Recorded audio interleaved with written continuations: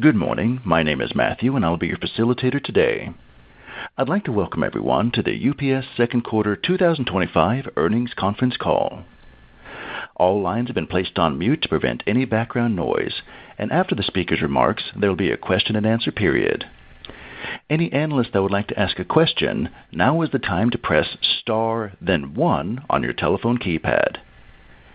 It is now my pleasure to turn the floor over to your host, Mr. PJ Guido, Investor Relations Officer. Sir, the floor is yours. Good morning and welcome to the UPS Second Quarter 2025 Earnings Call. Joining me today are Carol Tomé, our CEO, Brian Dykes, our CFO, and a few additional members of our executive leadership team. Before we begin, I want to remind you that some of the comments we'll make today are forward-looking statements and address our expectations for the future performance or operating results of our company. These statements are subject to risks and uncertainties, which are described in our 2024 Form 10-K and other reports we file with or furnish to the Securities and Exchange Commission. These reports, when filed, are available on the UPS Investor Relations website and from the SEC. Unless stated otherwise, our discussion refers to adjusted results. For the second quarter of 2025, GAAP results include a net charge of $29 million or 4 cents per diluted share, comprised of after-tax transformation strategy costs of $57 million, which were partially offset by a $15 million gain from the divestiture of a business within Supply Chain Solutions and a $13 million benefit from the partial reversal of an income tax valuation allowance. A reconciliation of non-GAAP adjusted amounts to GAAP financial results is available in today's webcast materials.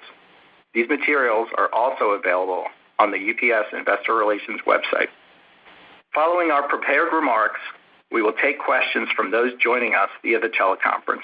If you wish to ask a question, press star and then 1 on your phone to enter the queue. Please ask only one question so that we may allow as many as possible to participate. You may rejoin the queue for the opportunity to ask an additional question. And now I'll turn the call over to Carol. Thank you, PJ, and good morning. To begin, I want to thank all UPSers for their hard work and efforts as we've made material progress against the strategic actions we laid out in January. Those actions include accelerating the glide down of Amazon volume, transitioning our Ground Saver product, and generating savings through our Efficiency Reimagined initiative. During the quarter, our team of dedicated UPSers remained focused on execution while keeping supply chains moving and delivering best-in-class service.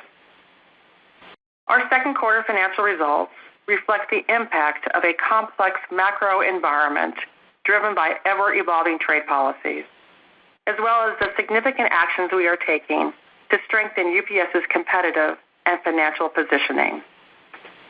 Looking at our second quarter results, consolidated revenue was $21.2 billion.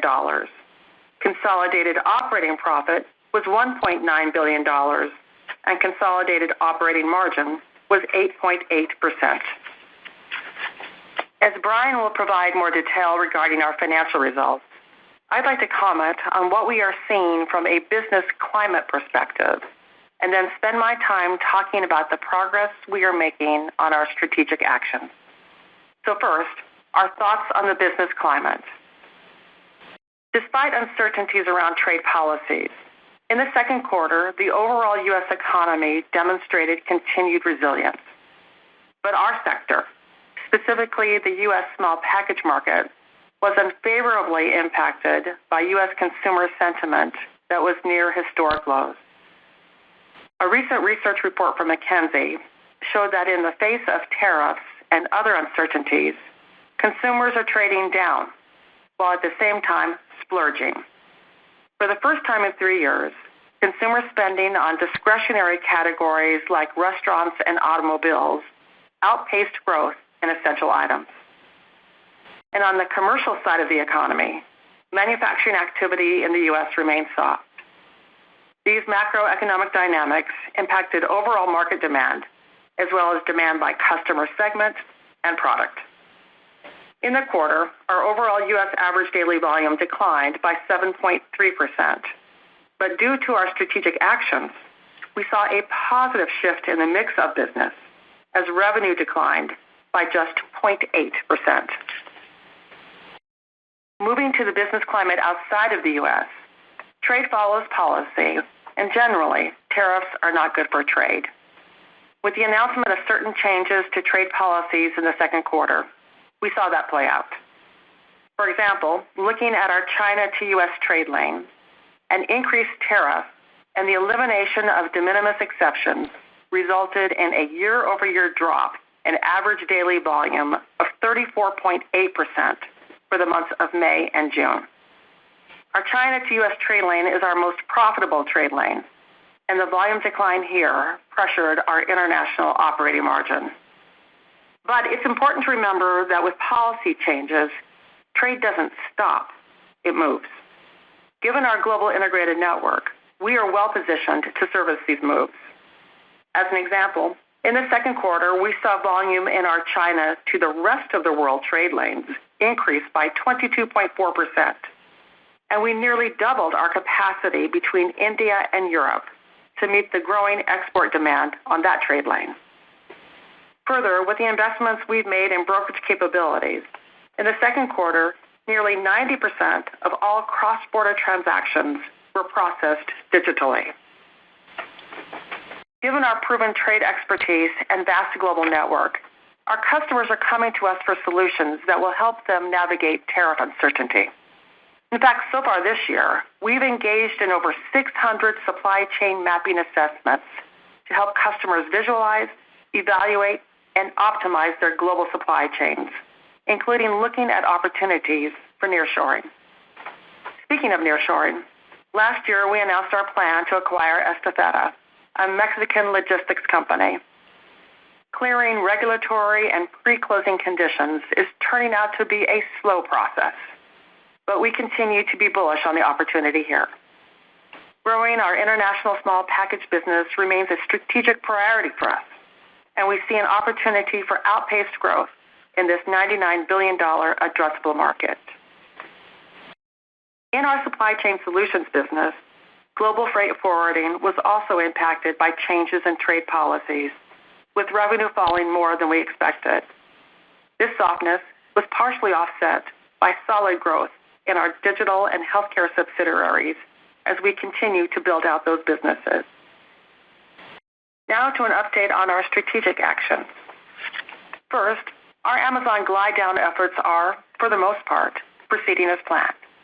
In concert with our network reconfiguration efforts, so far this year, we've closed 74 buildings.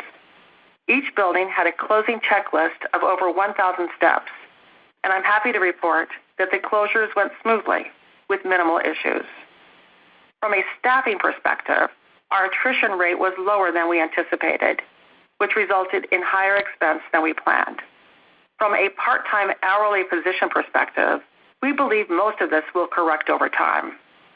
Further, we've announced a voluntary separation program for all full-time U.S. drivers. We've seen a lot of interest in the program so far, and participating drivers will leave UPS starting at the end of August. Finally, while our plans are not completed, in concert with the Amazon volume decline, we will be closing more buildings and sorts during the back half of this year. As we told you last quarter, this year we expect to remove approximately $3.5 billion in expense from our base business. Part of this effort rests with our Efficiency Reimagined initiatives, which launched in the first quarter and accelerated in the second quarter. With Efficiency Reimagined, we are redesigning end-to-end processes to drive savings, like a new global payment strategy. Here, we've centralized how we make and receive payments under a digital-first strategy, which will drive efficiency for UPS and improve the customer experience. Second, during the quarter, we took a hard look at our economy product we call Ground Saver. For UPS, we believe Ground Saver should be a product that complements an array of products used by our customers and not be a product just by itself. During the quarter, we took deliberate pricing actions to manage our Ground Saver volume, and as a result, the volume in this product declined by 23% year over year. A small portion of the volume decline was directly related to our Amazon glide down plan, and the rest was primarily related to volume declines from non-U.S. based e-commerce companies. As you will recall, at the end of last year, we insourced from the USPS the last mile delivery of our Ground Saver product. This decision, while right for the customer experience, pressured our financial results as delivery expenses were somewhat higher than we anticipated. We are working on solutions to relieve this pressure in the back half of the year. Before I wrap up, I want to touch on a positive in our business, and that's healthcare logistics.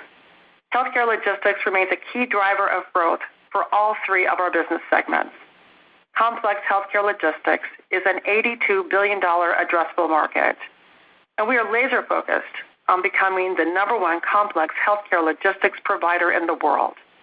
To that end, we are leading radio pharma logistics globally, and in addition, lead U.S. integrators in terms of SEEB certified cold chain cross-dock building. Along with growing healthcare organically, we remain committed to inorganic growth too, like with our previously announced planned acquisition of Andlauer Healthcare Group. Andlauer supports our focus on complex healthcare and will enhance our cold chain and pharmaceutical transportation capabilities in the Canadian and U.S. markets. We expect this acquisition to close before the end of the year. Now moving to our outlook. For our sector, this remains a very unsettling time. Changes in trade policy have not been cemented, and the impact on customer demand and the overall economy is unknown. While our customers who have scale may be able to thwart the impact of rising costs due to tariffs, many of our SMB customers may not. Further, peak plans have not yet been submitted by our customers, which is an indication that they too are having difficulty in forecasting demand for the holiday selling season. Given that, we are not providing any forward-looking revenue or earnings guidance. But as Brian will detail, we are focusing on what is within our control, which is the Amazon volume glide down plan, the execution of our network reconfiguration, and ongoing efforts to drive productivity. As I wrap up, I want to touch on our financial position. UPS is rock solid strong, and so is our dividend. The UPS dividend is backed by solid free cash flow and a strong investment-grade balance sheet. We know how important the dividend is to our investors, and you have our commitment to a stable and growing dividend. In closing, over the past 5 years, we've operated in a dynamic and complex world. Today's world is the same, complex and dynamic. But we would argue that the dynamics impacting today's marketplace are very different than the dynamics caused by the pandemic or high inflation or labor disruptions or war. Changes in trade policies are impacting global trade and demand. It will likely all settle down at some point, but for now it is a very volatile environment. But we're not letting this knock us off our strategic plan. At UPS, we are proactively taking action to put our company on a much stronger footing and position our company well for the future. We are focused on serving our customers, growing in the more complex and economically attractive parts of the market, and creating value for our shareowners. Our founder, Jim Casey, said, "Our horizon is as distant as our mind's eye wishes it to be." We've got our eyes on the future. So with that, thank you for listening.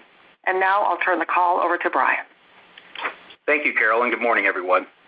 This morning I'll cover 3 areas, starting with our second quarter results. Then I'll discuss progress with the Amazon volume glide down, our network reconfiguration efforts, and our efficiency reimagined initiative. Lastly, I'll comment on our capital allocation priorities for the year. Moving to our results.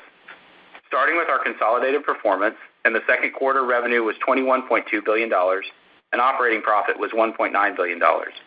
Consolidated operating margin was 8.8%. Diluted earnings per share were $1.55. Now moving to our segment performance and starting with U.S. domestic. Through our Amazon volume glide down strategy, we are shifting the mix of our U.S. business. We are laser focused on improving revenue quality, and the changes we are making are beginning to show up in our results. For the quarter, total U.S. average daily volume was down 7.3%, primarily driven by our planned glide down of Amazon volume and revenue quality efforts. Total air average daily volume was down 11.6%. When excluding Amazon, total air ADV increased 1.4%, driven by healthcare and high-tech customers. Ground average daily volume was down 6.6% year over year, and within Ground Saver ADV declined 23.3%, primarily due to the pricing actions we took on e-commerce volume. In the second quarter, Ground Saver made up the smallest portion of our total ground volume that we've seen in 2 years. This shift is a proof point showing positive product mix improvement. In terms of customer mix, ADV growth within our small and medium-sized customers was lower than we anticipated. Year over year, the SMB growth rate was flat. However, we saw some bright spots in SMB healthcare, manufacturing, and automotive. In the second quarter, SMBs made up 32% of total U.S. volume, a 230 basis point improvement compared to last year. Looking at enterprise customers, excluding Amazon, average daily volume was down 10.4% versus last year due to a combination of our revenue quality actions and overall softness in the market. For the quarter, B2B average daily volume finished down 2.3% compared to last year due to softness in manufacturing activity. B2C average daily volume was down 10.9% year over year, primarily due to the actions we took to improve revenue quality. B2B represented 43.7% of our U.S. volume, which was a 220 basis point improvement versus last year. Moving to revenue, for the second quarter, U.S. domestic generated revenue of $14.1 billion, which was down slightly to last year, mainly due to the decline in Amazon revenue, which was partially offset by increases in air cargo and revenue per piece. In the second quarter, revenue per piece increased 5.5% year over year.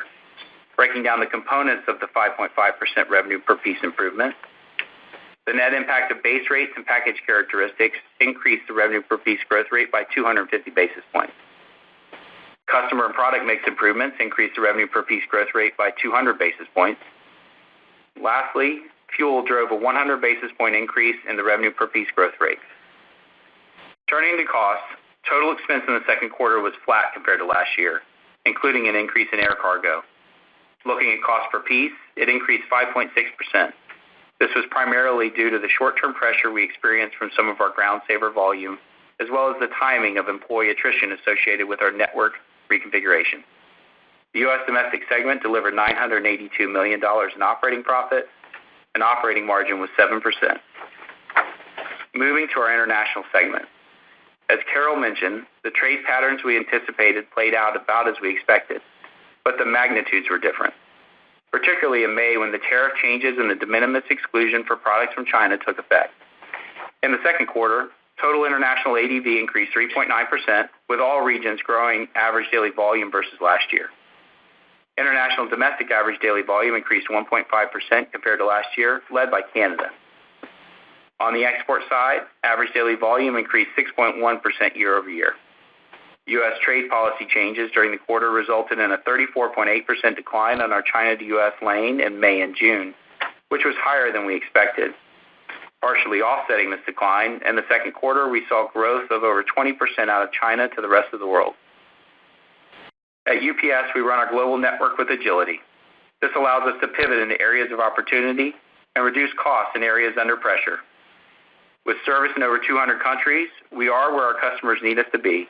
During the second quarter, we made over 100 adjustments to add or cancel flights in our Asia, Europe, and U.S. international lanes as our customers responded to changing tariffs and adjusted their supply chain. Turning to revenue, in the second quarter, international revenue was $4.5 billion, up 2.6% from last year. Revenue per piece declined year over year due to geography mix and lower demand-related surcharges. Operating profit in the international segment was $682 million, down $142 million year over year, reflecting pressure from trade lane shifts, product trade down, lower demand-related surcharges, and the investments we are making to expand weekend services in Europe. International operating margin in the second quarter was 15.2%. Moving to supply chain solutions. In the second quarter, revenue was $2.7 billion, lower than last year by $594 million. 90% of the decrease in revenue was due to our divestiture of Coyote in the third quarter of 2024. Within Supply Chain Solutions, air and ocean forwarding revenue was down year over year. The decline in the air and ocean freight was driven by changes in tariffs, resulting in demand softness and lower market rates. Healthcare logistics grew revenue by 5.7%, and UPS Digital, including Roadie and Happy Returns, grew revenue 26.4% year over year. Lastly, in the second quarter, we adjusted our process for how we handle volume and mail innovations, improving the profitability of this business. In the second quarter, Supply Chain Solutions generated operating profit of $212 million. Operating margin was 8%. Turning to cash and shareowner returns. Year to date, we generated $2.7 billion in cash from operations, and free cash flow was $742 million. In the second quarter, we made voluntary pension contributions, accelerated investments related to our network reconfiguration, and experienced temporary working capital pressure primarily due to changes in tariffs. We expect these will normalize in the second half of the year. We finished the quarter with strong liquidity and no outstanding commercial paper. And so far this year, UPS has paid $2.7 billion in dividends. Now let me provide an update on our cost out and network reconfiguration efforts. Related to our Amazon volume reduction actions, we are removing approximately $3.5 billion in costs this year while undertaking the largest network reconfiguration in our history. On our last earnings call, we shared a tracker to help you see our savings progress. Here, we've grouped the associated cost savings into three buckets: variable costs, which primarily captures operational hours; semi-variable costs, which reflects operational positions; and fixed costs, which includes closing buildings and reducing expense from support functions through our Efficiency Reimagined initiative. Amazon's average daily volume rate of decline in the second quarter was a little lower than we expected, which followed the first quarter where their ADV rate of decline was higher than we expected. When looking at the first 6 months of 2025, Amazon's ADV declined 13% compared to last year. Now that we are in the second half of the year, we expect to accelerate the pace of Amazon's volume decline to approximately 30% year over year in each of the third and fourth quarters. Now let's look at the progress with our network reconfiguration and efforts to remove expense associated with the Amazon volume decline.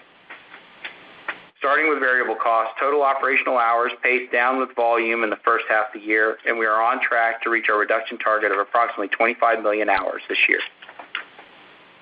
Moving to semi-variable costs, year-to-date operational positions have been reduced by nearly 9,500. As Carol mentioned, our attrition rate was lower than we anticipated. In terms of part-timers, we expect the attrition rate to synchronize over time. For full-timers, we recently announced a voluntary separation program for all U.S. drivers, and 1 week into the offer, we are seeing a level of interest that's in line with our expectations.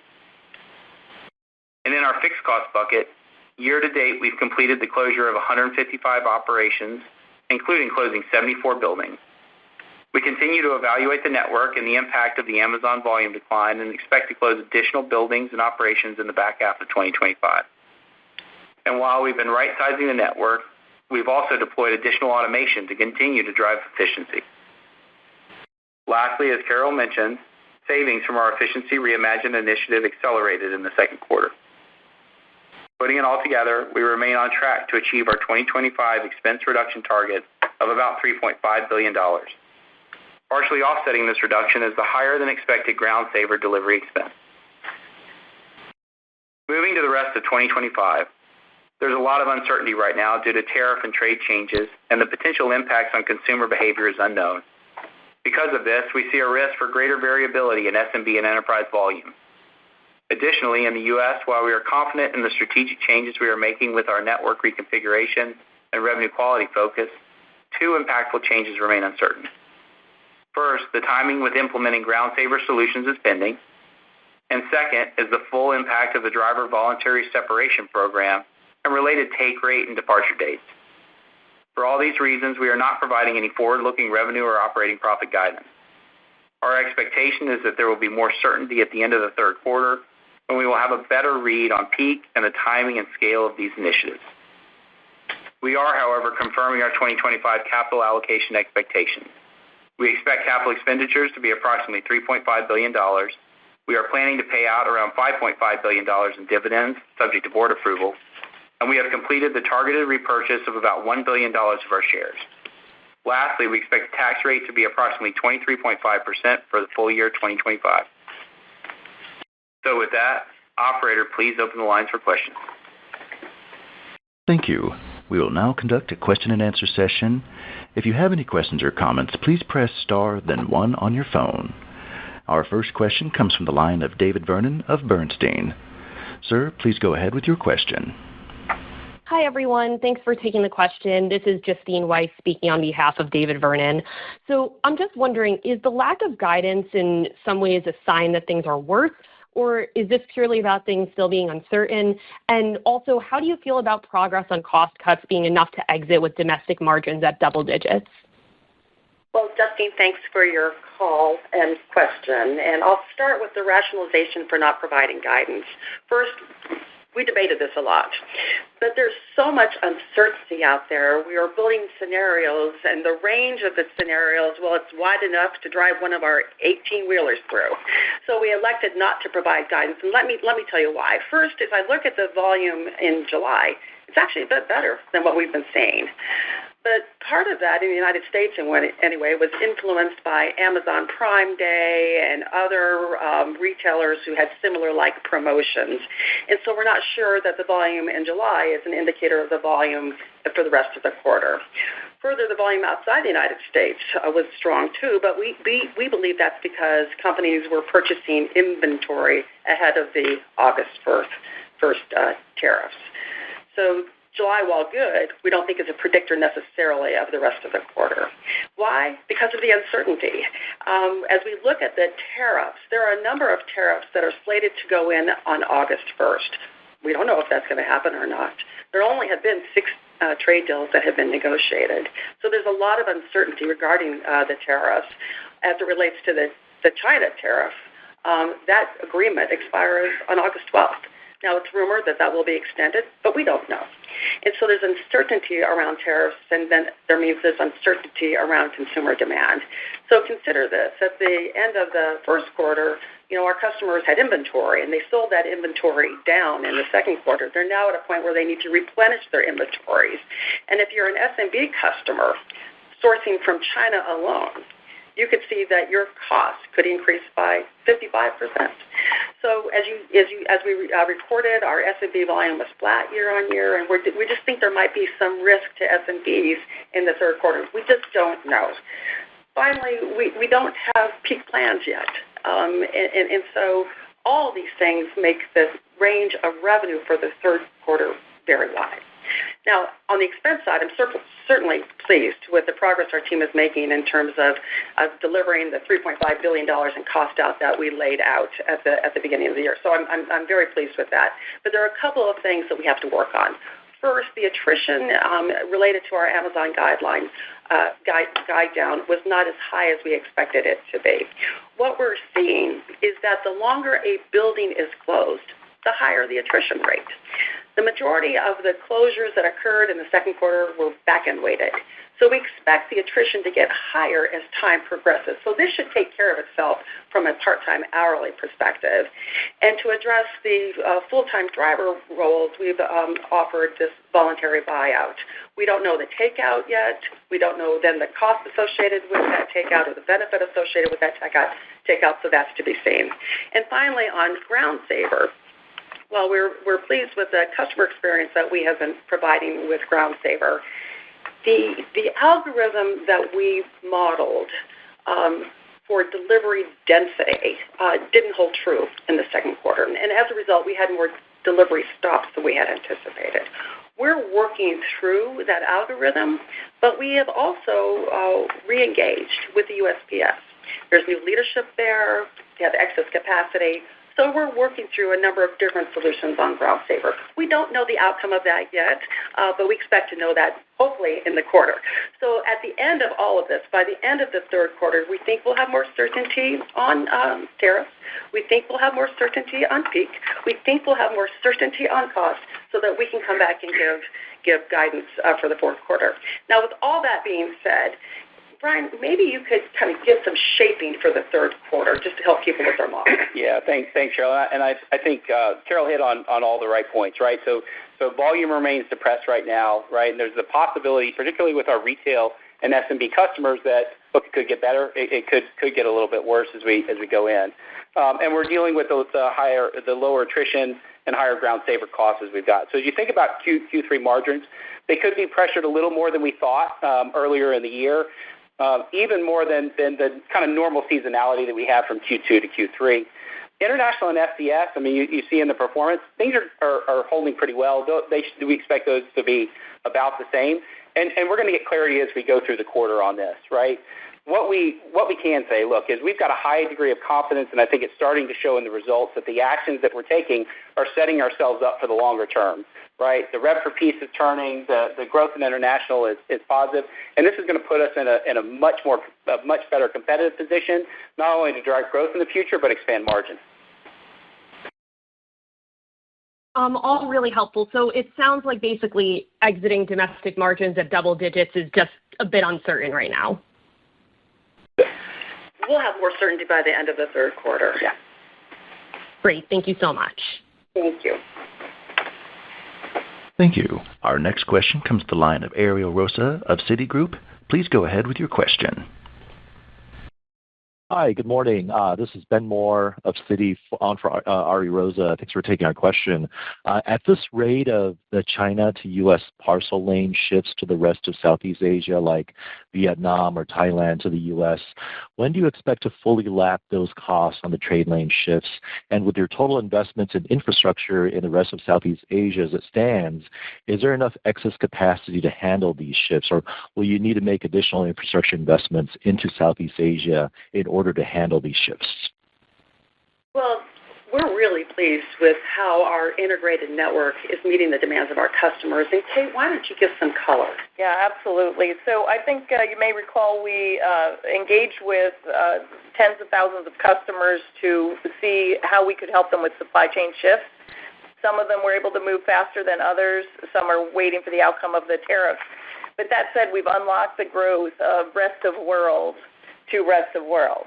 Now, the China to U.S., as we indicated, was down, and then the China rest of world is up. We have shown agility, and to the question on capacity, we are shifting our resources around, and we do it very quickly so that we can capture that growth.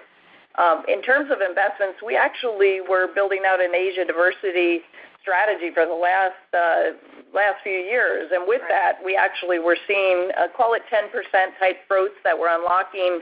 So it's not a cost, it's actually alignment of resources now to the increased trade lane flow outside of the U.S. So we are capturing that. China, again, rest of world, over 20%. You mentioned Southeast Asia, Malaysia, Vietnam, all growing over 20%. We've doubled India. So we are seeing that UPS's global integrated network is capturing that growth. Now, as we deal with the revenue per piece changes, so again, it's not the cost side as much as the revenue per piece, we are unlocking that profitable growth, and we will be harnessing more of it as the Indias get stronger. You'll see a heavier weighting, and that too is profitable to offset a China. And maybe just a couple of other comments about investments, because to Kate's point, we got ahead of this. We are expanding our air hub in Hong Kong. We are building a brand new air hub in Philippines, and that positions us very well for these changing shifts in trade lanes. I think it's important to remember that of the 80 largest trade lanes in the world, 49 have an Asian country on one end of the trade lane, and 22 have an Asian country on both ends of the trade lane.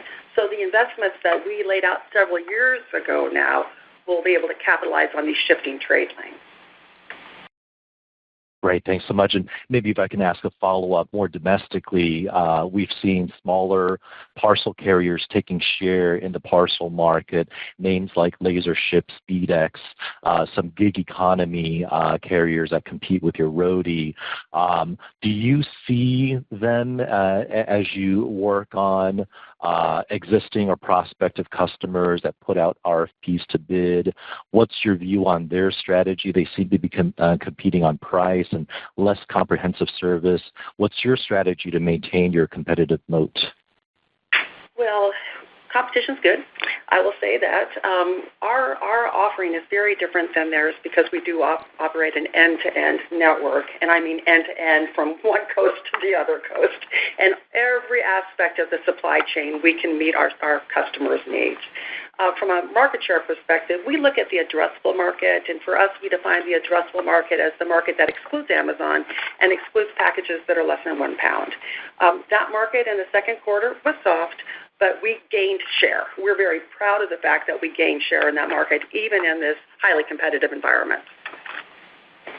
And Carol, if I can just add one thing to that, because I think it's really important that the rev per piece growth of 5.5% is starting to show that the strategy of dynamically changing the volume in the network is working, right? And if you look at the segments where it really matters for us, S&B, our penetration was up 230 basis points.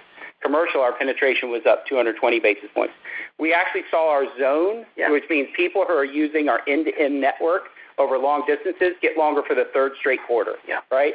The pace of the weight decline, which has been an industry trend, is slowing, right? So we are shifting the volume and the characteristics in our network to customers that see value in our service offering. And we could talk a lot about the capabilities that we offer that our competitors do not. Like on healthcare, we have special labels that our competitors do not. Or we have RFID tagging on our packages that our customers do not. Or we have returns, boxless, labelless returns that our competitors do not. So from a capability perspective, we will continue to invest in the capabilities that set us apart from our competitors. Great. Thanks so much for your time and insights as always. Thank you. Thank you. And we do ask that participants please ask one question. Our next question comes from the line of Bruce Chan of Stifel. Please go ahead with your question. Hey, good morning, everybody, and thanks for the question here. Just wanted to dig into the SMB results a little bit more and see, if you could provide some thoughts around, whether that is all just policy uncertainty and something you think could accelerate if, maybe we get more clarity on the macro, or if there's anything, maybe coming from competitive pressure as, some of your peers are chasing that business as well. So as we said, our SMBs are a bit challenged. We talk to our SMB customers to understand how they're thinking about the current trade environment, and many of them are wrestling. They want to find different alternatives of sourcing, but as they knock on the door, they're not necessarily getting attention from the countries where they might be able to move their sourcing to. So there's really a lot of trade uncertainty out there, and it's not just trade uncertainty. Some of them are finding that in today's environment, credit conditions have tightened up a bit on them, so it's not that they don't have access to capital in the ways that they have seen in prior years. So there are a number of just challenges this group is faced with. Our job is to listen to them through our supply chain mapping capabilities, help them think about how they might move their sourcing around, help them think how they might be able to reduce their costs by moving inventory in different places or using different modes of transportation. So with over 600 supply chain mapping projects in the second quarter, many of that came from our SMBs.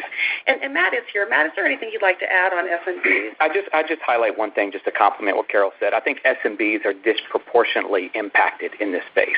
However, they're looking to UPS and where the strength of our capabilities, the strength of our network is really what positions us well right now. They come to us, one, because they trust the brand, but to Carol's point, they're looking to where they should source and should they shift manufacturing. They're looking at modes. Do you keep it in the air? Do you put it on an ocean container? And when we think about end-to-end, we do think about coast to coast, but we think about it globally across the world because we have an integrated network that positions us to win in that space. I might highlight healthcare as well in the SMB. We are seeing the shining light through our differentiated capability with our lab placards, and our U.S. operators are delivering 99% plus on basically doctor's offices and assurance that your lab sample will go back to the lab, your specimen, be tested, and literally we get into Worldport up to, call it 1 a.m., and it's back on to the patients if it's a treatment doorstep by 10:30. I mean, that is exceptional service. And maybe one other comment, just a bright spot on SD World, and that's our digital access platform. That platform continues to provide excellent service for our customers. We have 41 partners on that platform, serving over 7 million shippers, and we saw good growth on that platform again in the second quarter. That's great. Thank you. Yeah. Thank you. Your next question is coming from the line of Chris Wetherbee of Wells Fargo. Please go ahead with your question. Hey, good morning, guys. It's Rob Salmon on for Chris. With regard to the outlook that you had just provided, Brian, in terms of the second half shape of the margins, could you discuss a little bit more how international package margins trended over the quarter as you saw the much bigger declines on that on the China-U.S. trade lane, and what your expectations are looking out to the third quarter? I thought I heard flattish, but it would be really helpful if we could get a little bit of color given the cost adjustments that you guys were making there. Sure. And Rob, I do think it's worthwhile to brag a little bit on the international and the air team here, because we did see the trade flows played out about as we expected, but as Carol mentioned, the magnitudes were very different, right? And so we did see that China to U.S. decline more than what we expected. We saw China to the rest of the world increase more, particularly in specific lanes. Within the second quarter, we made over 100 ad hoc adjustments to our air network to flex to what our customers needed us to do, which I think is a tremendous accomplishment for the international team, and it shows up in the export growth numbers that were really, really strong. Now, what that does mean is, look, there's some frictional costs, right, as you're adjusting that air network. And I think as we move through the third quarter and we get more certainty on tariffs, we get more certainty on orders for peak from our customers, we'll be able to harden off the capacity on those lanes, get the assets in the right place, and continue to drive the margin.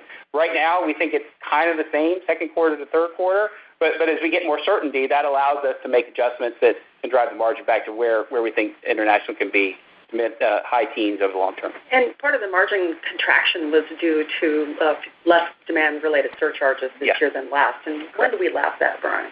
We'll lap that in the fourth quarter. Yeah.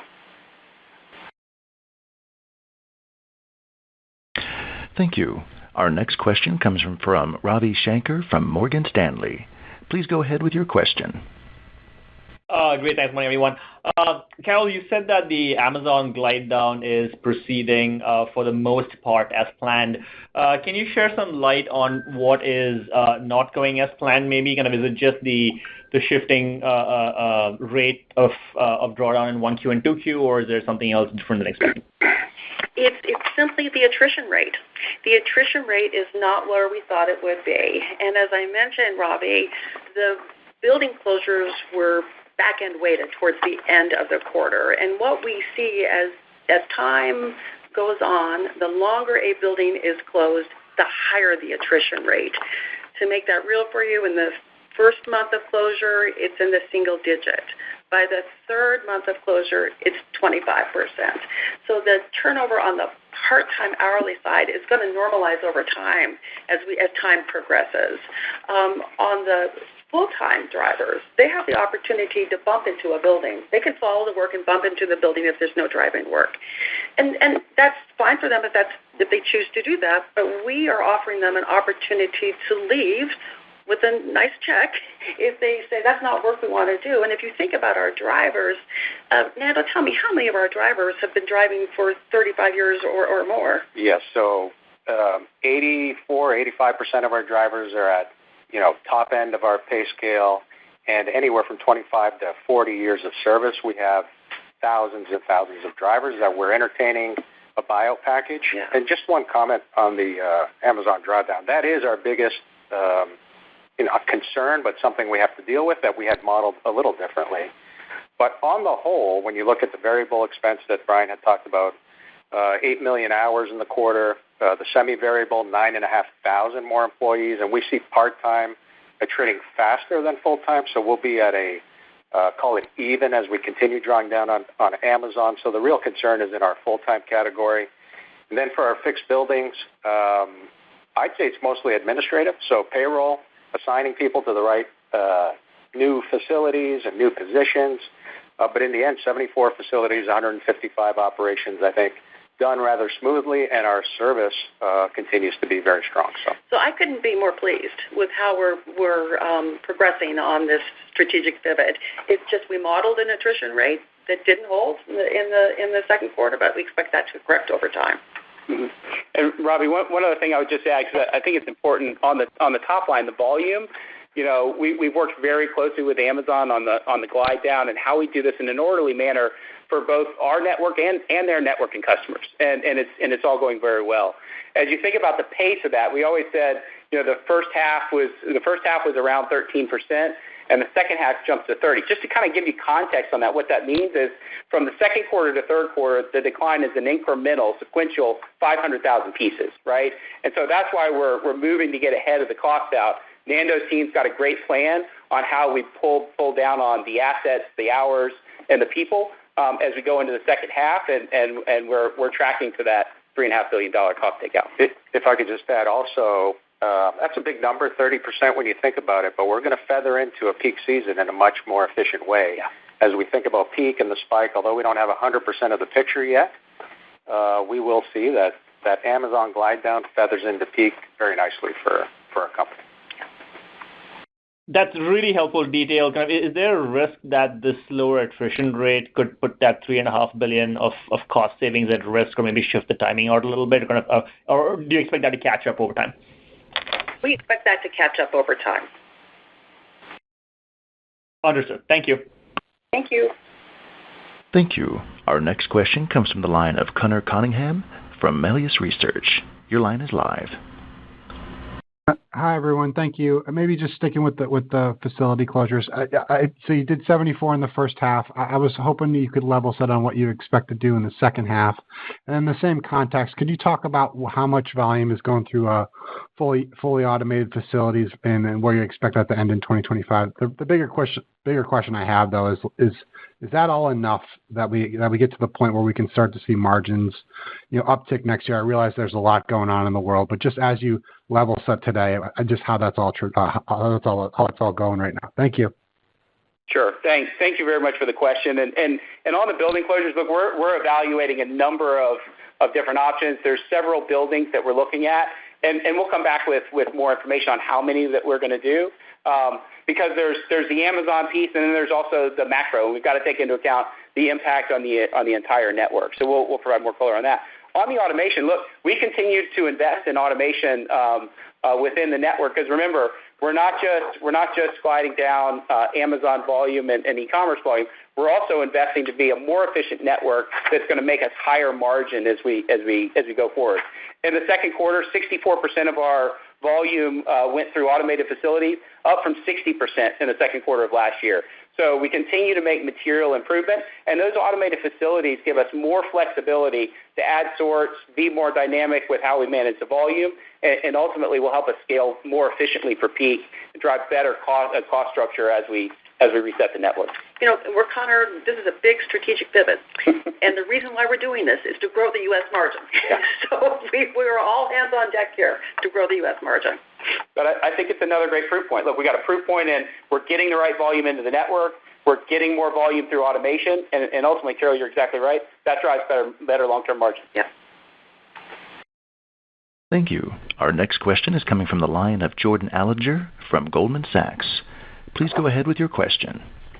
Yeah, hi, morning. Curious, I know there's a lot of peak uncertainty out there, and perhaps customers are waiting and seeing to see what happens, and to the extent maybe that delays stuff coming in containers on ocean ships, et cetera. I mean, is it possible if the consumer stays resilient that your peak season surge as people need faster air could actually give some tailwind to back half of the year, or at least the fourth quarter? Thanks.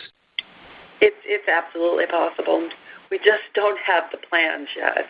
I talked to a CEO recently, and I said, what do you think about peak? He says, I'm planning to win, which tells me that he's planning to have a pretty good peak here. So we will have a better sense of this, though, at the end of the third quarter, at which time we will plan to give you guidance. Okay, thank you. Thank you. Your next question is coming from Ken Hoexter from Bank of America. Please go ahead with your question. Hey, great. Good morning. I guess on ground margins, maybe two parts. Carol, I think I'm a little confused on your answer to Ravi on the Amazon side, where you talked about the time of facility closures relative to the attrition rate. I just want to understand, though, the concept. Is the volume still on target with as you expected, or it sounded like this quarter was a little lighter in terms of fading away? And so I'm just not certain. Is that changing the plans from the pace you're moving Amazon? I got you're going to accelerate to 30%, but I just want to understand if something happens where they don't fade away. And then secondly, on the Ground Saver, are you surprised that you won the business 2 quarters ago? Or are you confident still to get to the double-digit margins? I'm just surprised in such a short time frame from winning the contract that we're not seeing. There's cost adjustments that need to be made. Maybe you could talk about that. All right.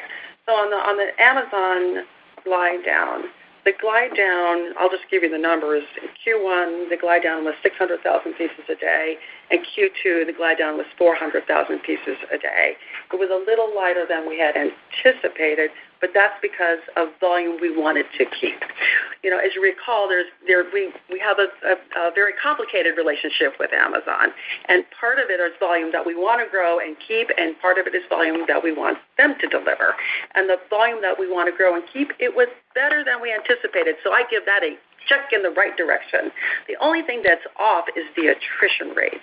And the attrition rate, we had modeled an attrition rate based on when we had thought it would come in. It's coming in a little bit later than we thought, but it's still going to come in.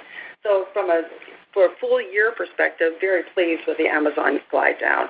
Now on Ground Saver. We too had a modeled algorithm that we put into our plan regarding delivery density per stop. That algorithm did not hold. And so what we found is that we had more expense than we had anticipated in the second quarter. To dimensionalize that for you, it was about $85 million.